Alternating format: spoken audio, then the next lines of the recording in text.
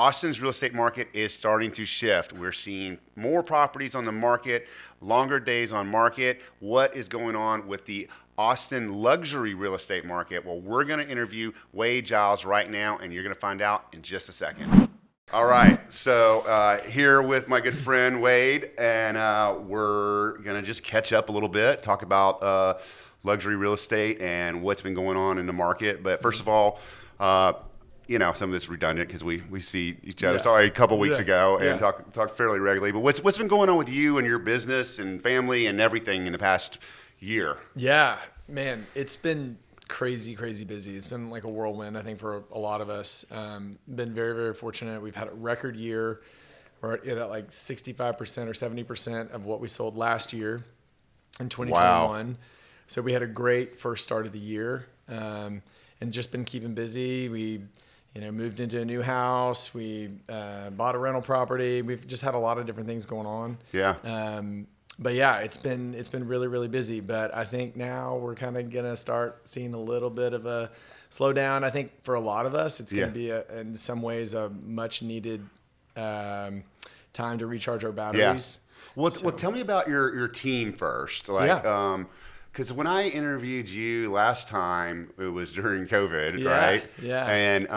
And did you have the team then? No. Okay, that's what I thought. Okay. Back then, it was myself, an assistant, and like a buyer's agent. And it was just kind of the three of us. And Matt, who's now been with me for 3 years, was kind of like, in a lot of ways, like shadowing me. He was like my right arm, and he still kind of is in a lot of ways.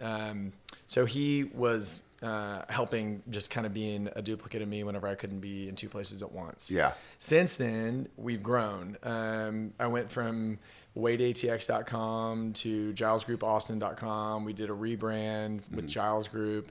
I just got to a point where I couldn't do it all on my own, and I needed extra help. And so brought on Vanessa, who's been with us for about a year, who did a similar thing to Matt, where she kind of shadowed me, was an extension of me for the past year. Now she's going on to be a buyer's agent. And then we have Crystal, who's my assistant directly, in addition to Christine, who's been with me for about 2 years. She was kind of like an assistant at that time. Now she's really, operations manager, and she wears 1,000 hats. Yeah. She does marketing, she does digital ads, she does contract to close. I mean, she's a jack of all trades. Yeah, so, gotcha. Yeah, that's awesome. Yeah, and you were starting to tell me you're doing something with the team where if you sell 10 houses, you build one. Yeah, tell me about that. So my friend Faye, that I know through the horse world, that I'm also really, really involved in, she started a foundation called The Heart That Gives, and I was talking to her back in November, and she's built a couple of schools and some orphanages in South Africa for the Zulu tribe nation. And she was telling me about this young boy who was aging out of the orphanage system, still didn't have any family, still didn't have anywhere to go. I mean, the village is his family, is his community, but he's aging out of the orphanage system. And so they were raising money to build him a home. And so I thought, man, there's got to be a lot of people in need of homes. I mean, the South African government many years ago promised a lot of housing for their people and did not make good on that promise. Yeah. And so a lot of the housing has come from private funding. So with that, I said, okay, great. And kind of, it was a very quick, this was a 30-minute conversation, but I made a pledge that for every 10 homes that we sell here in Austin, that we build a home in South Africa. So are you actually going to there every 10 homes? I'm not able to go. I haven't been yet. Yeah. We have one home that's almost completed. We have 3 more that are in the hopper.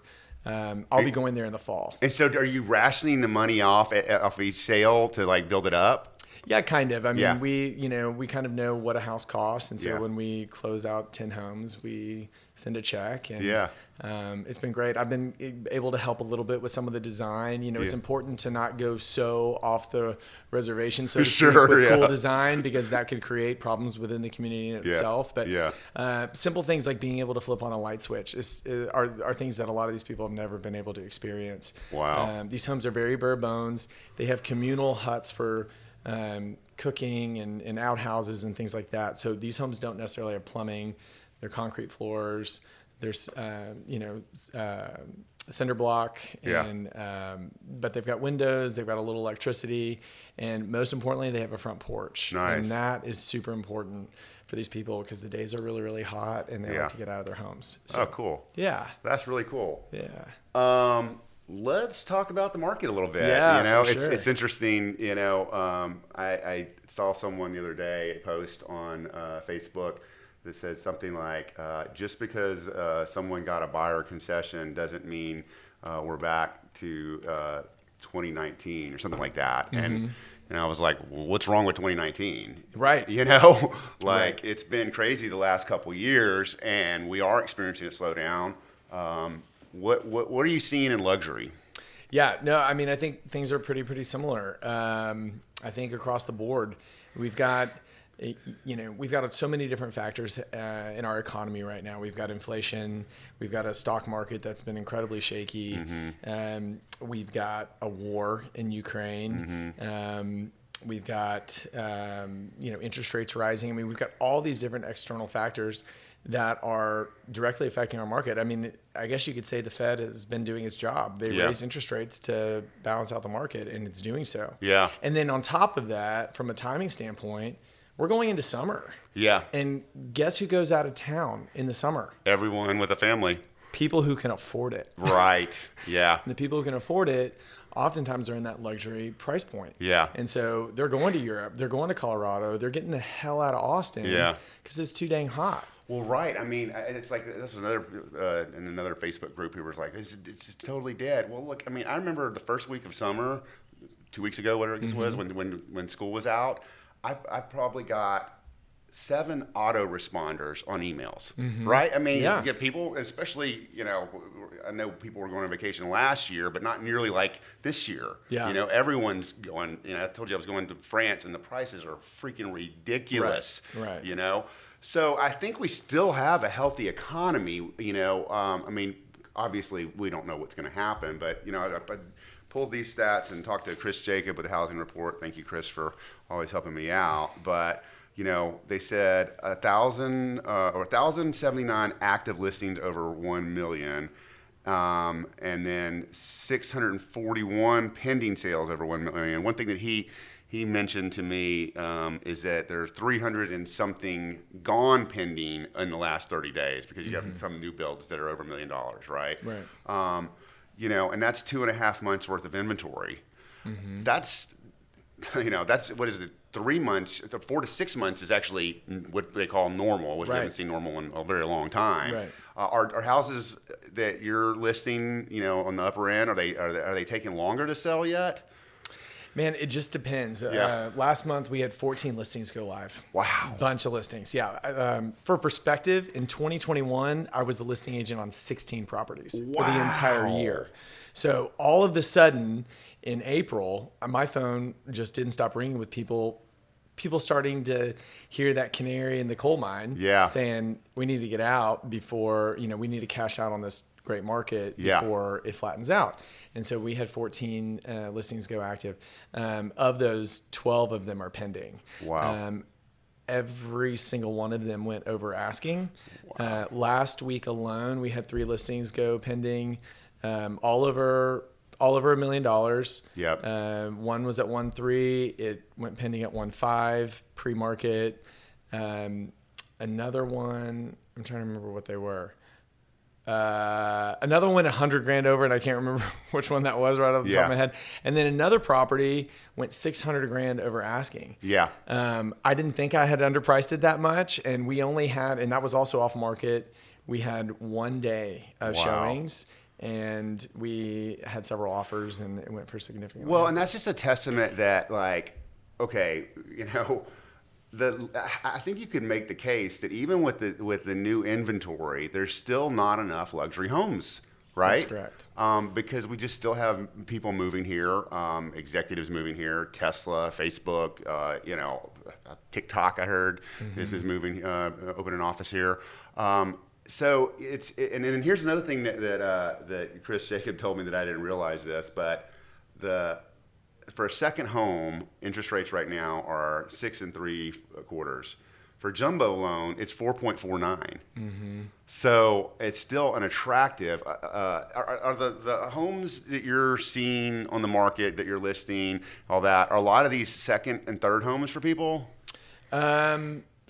Some, not all of them. Yeah, and it depends on the areas. Yeah. So one was a ranch. That's a second or third home Sure. for this buyer. The things that are selling in like 04, for example, or in Terrytown or Yeah. Westlake, those are normally primary residences. Gotcha. And you'd have to think that if you had a second home, a third home, or whatever, and I mean, it doesn't matter how much money you make, when the tax values go up 50%, you're going to have to think about selling that, right? Especially if you've owned it for 5 years and it's worth so much money. Right.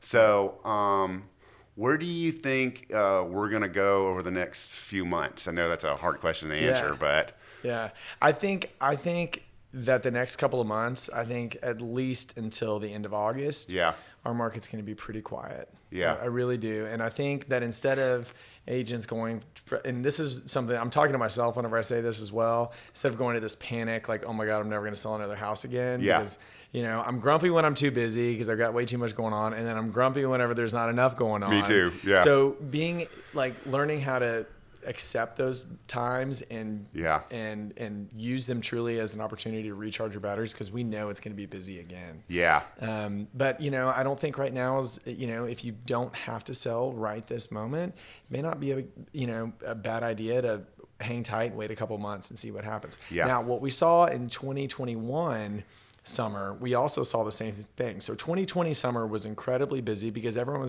was here. Yeah. No one was traveling. So people were here. They were still buying and selling real estate. 2021, travel went up 40% over 2019 numbers, which is pre-pandemic. Yep. So travel went up significantly in 2021.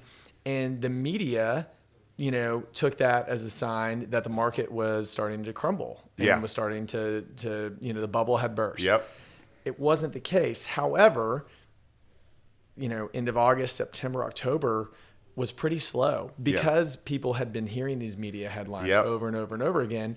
So when they got back to Austin, what is normally a pretty busy market in the fall was a little bit quieter. And, I started seeing activity pick up in like November, Thanksgiving time. And that was because people were trying to get ahead of the spring market. That's right. Which also was crazy. Yeah, yeah. And, I had a meeting with my SEO advisor yesterday, and she was asking about the seasonality of the market. Seasonality has been thrown out of whack the previous 2 years. It started to, return somewhat normal last year, but now I think we can expect the seasonality that we've had for the last 10 years to be pretty predictable, right? Which is, busy in spring, when things happen, when school lets out, then, the first couple months of summer are fairly slow compared to spring. And then, we have a pop in, September, August, a little one. And then usually December is kind of dead. Right. Well, it's kind of dead because there's less inventory. Right. So, it was funny is I looked up before you got here. I was looking up, Austin real estate, news or whatever, and there was two articles right next to each other. One was Austin's real estate market keeps breaking records. Here's why. And I didn't read it. The next one was Culture Map, I think it was, and it says Austin predicted to be a bubble. So there's this you cannot listen to the news. They're selling headlines, right. And the consumer is always 2-3 months behind. I mean, we get, my agents are going to listing appointments right now, and they're like, oh, I want to sell $75,000 over the house that sold for $800,000. Well, that's you gotta be really careful with that now, right? Because and so with your pricing, are you starting to be more careful with what you do? Yeah, and I've always been pretty conservative in general. I never want to be known as that listing agent that, you see their new listing come across your email or Instagram and you already know that is way overpriced. Yeah. Because they overprice everything. Yeah. I never want to be known as that. Yeah. So I really encourage my clients to be realistic. Ultimately it's their decision, but sure. But I really do try to educate them. And sometimes, going 5 or 10% under market or 5% under market from what we think it should actually sell for, will yield you a 6 or 7% over market because of emotion. Yeah. But if you start at that number at market, you might get stale. And, right now getting stale, and it depends on the areas that you're in, but I'm talking about Central Austin. I mean, a week or 10 days, you're considered stale right now. Right. Now, I think a month or 45 days from now, we're not going to think that anymore. Exactly. It's going to be more like, 3 or 4 weeks. Right. Yeah. Right. And also the other thing I'll say is, I'm starting to see terms that I haven't seen in a long time. Yeah. I'm not seeing full appraisal waivers on everything like I did. I'm seeing financing contingencies like I haven't seen in a while. Yeah. So things are starting to shift. Buyers are starting to regain a little bit of control over the terms in the contract, and they're being much more selective. Yeah. With all this inventory coming on, I don't think it's the time. A year ago, you could sell a piece of junk and people would take it and there were no renegotiations on repairs. Now we can't even get buyers to go into properties unless they're dialed in, ready, move in ready. Right. And across the board, especially in the luxury space. And that's good for our, real estate economy here in Austin, right? Because, this is not sustainable even for a city that is as vibrant and attractive as Austin is. There will come a point, if we kept seeing the trends that we saw over the last 2 years, that it would be a real bubble. I disagree wholeheartedly that we're in a bubble right now, especially since things are normalizing with buyers. We've got a lot more listings. We've got, but they're moving. I mean, the proof is in the pudding. I think this one right here is showing. We've got what is it right now? We have. Chris always uses the pending reports, but somewhere at like under 5,000 new listings. These are new listings, not actives, right? And then the pendings are down at just under 3,000. So, they're getting absorbed, and I think that if agents are doing their job, which we don't, I'm not talking about you and me, but as a general there, they then, I think you can see, if we're advising our clients right, and if more people would listen to podcasts or check out the news, then it wouldn't mess up the market as much, right? What about well, this is the thing, Brian. I mean, at the end of the day, we have had it, and I use this term loosely, we've had it pretty easy in real estate over the last 2.5 years. Like, it hasn't been that difficult to sell a property. Now, to get a buyer under contract may be a different story, but it's not like we've had a shortage of buyers. It's not that we've all been busy, and if we get it under contract, it's been relatively easy, right? Buyers haven't had a lot of time to think. They're putting these under contract right away. We're going to have to go back to, especially on the listing side, we're going to have to go back to actually selling real estate. We're going to have to be at, open houses. We're going to have to, meet people, and show those buyers around and make sure that they fully understand all the unique features of each particular property. And that's something that we just haven't had to do all that much lately. That's right. And it's time, I think it's time for training, it's time for agents to invest in themselves and, or their brokers to invest in them to show, to actually do the job that, like you said, that was easy the last couple of years. Right. And now that it's going to get a little bit harder and there's so many more agents in the Austin real estate market, I think we're going to see quite a few of those agents, taper off and be like, forget it. I think so too. I got in too late. This is a lot harder than what I thought it was. People see real estate agents as just like, cashing checks and driving fancy cars, and that's not what it's all about. No. They don't see that, I'm at my desk at 5:30 in the morning and I'm working till 10 o'clock at night, replying to emails and getting things done before I'm out all day showing property. Like, it's a hard job. I mean, I've lost like 15 pounds in the last year because I don't have time to eat. So I'm looking forward to, maybe grabbing lunch every now and again. Yeah, no doubt, right? I haven't had lunch in 2 years, I'm sitting right there with, I can't tell. Actually, I think I went once in the last year. I know it. So what else is new in luxury? I just happened when I was Googling the agency launched a new franchise here in Austin with Leslie Gossett and Noah Levy. Did you hear that? Did, yeah. Yeah, wasn't she with was the broker of Boutique? Yeah. Okay, Yeah. so she's now just moved it over to here. Correct. And both Noah and Leslie, I think, are fantastic agents. And I've known Noah in particular. She and I have talked consistently for years. She's very, very knowledgeable. And Yeah. I mean, I think she's a great leader. Yeah. So I'll be excited to see and curious to see where that goes. Yeah, you know? that's I've always liked their brand. Yeah. The agency, Yeah, for sure. And then Doug, and you and I talked about this a few months ago, but Douglas Elliman is now everywhere, right? Correct, yeah. But are they focused on luxury here? Yes, Okay. I believe so. Yeah. In general, I mean, their agents are all pretty heavy hitters focusing on the luxury space. I've noticed some that went over there or came from other teams, and I wonder how they're positioning themselves, if they're truly going to stay with luxury. And anyway, I don't know. Yeah. Well, maybe it's an opportunity for some of these agents that were with another brokerage to kind of reinvent themselves. Yeah. And go with a name like Douglas Elliman. Being in this horse world that I'm in, it's not a part-time job, but it kind of feels like that with my horse competitions.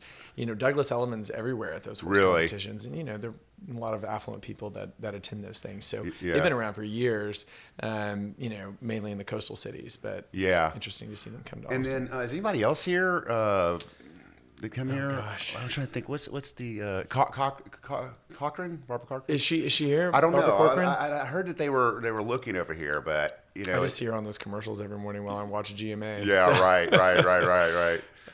I'm not sure. I'm sure there will be more that come. You Yeah. know? I mean, Austin's been, a hot ticket for several years now. And Yeah, it has. I wonder how these brokerages are going to do. And the reason I say that is because Austin is a local town, right? People here go to local restaurants. Some of the, I think we do a better job of cultivating. Compass has done well, right? Sure. But they've have been a force of nature with the money that they've spent, right? Right. And I don't know how they're going to do without that money, or if maybe SoftBank's going to give them another $1 billion. Yeah. But I think that you're with Moreland, Yep. and Moreland's a local brand, Yeah. and I think for the most part, in my experience, the local brands do better here than most cities. Wouldn't you agree? Yeah, I would agree. I'll be curious to see if that changes because, at the end of the day, I've had several clients of mine that said, oh, well, we moved over, we worked with an agent from the agency when we were in LA. Yeah. We're moving to Austin. There wasn't an agency here. Yeah. So we started looking for other agents and that's how we found you. Yeah. But, it might be a little bit interesting because they're, DE, the agency, Compass, a lot of these bigger national brokerages have great referral networks. So Yeah. I think what's important is to be able to differentiate yourself even if you're not with any of those. I mean, I still get plenty of referrals from agents from all of those brokerages that don't choose or have opted to select me as their referral partner instead of someone under the same brokerage. Yeah, absolutely. So, yeah. What's on the horizon for you and your team over the next few months?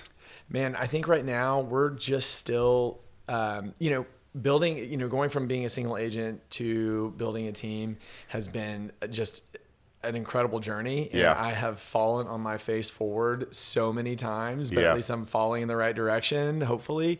But learning how to build that and, company culture or corporate culture or whatever Yeah. you want to call it is so important to me. Yeah. We work out of my house. So, I've got to be dressed and ready to go no later than 8:30 in the morning Yeah. because people are walking in the door, which is, I actually really enjoy. I get to hang out with my dogs all day. Yeah. I can change in between appointments, get back to gym clothes or whatever. Yeah. It's really nice to have that there. I think, depending on the way the market goes, we might be bringing on more people. Yeah. I just never want to overhire and then have a bunch of people sitting around being like, I have nothing to do. And, fighting over leads or anything like that. So, Yeah. I think just kind of continuing to do what we're doing, which is, we're doing a lot of social media content, YouTube videos, things like that have been really fun. It's kind of we just started doing that really a few months ago. Yeah. Before that, it was kind of one off. It's fun stuff, right? Yeah, it yeah. is. We have a YouTube consultant that's been amazing, and as you know, we actually have microphones now, and cameras, and stuff. For so sure. it's been a fun journey. Well, I really appreciate your time today, and we got to do this once a year in between, or when we see each other at the bar. Yeah, let's do it. I mean, I literally live just down the street. So anytime. All right, buddy. Thank you. All right, you got it. Take care.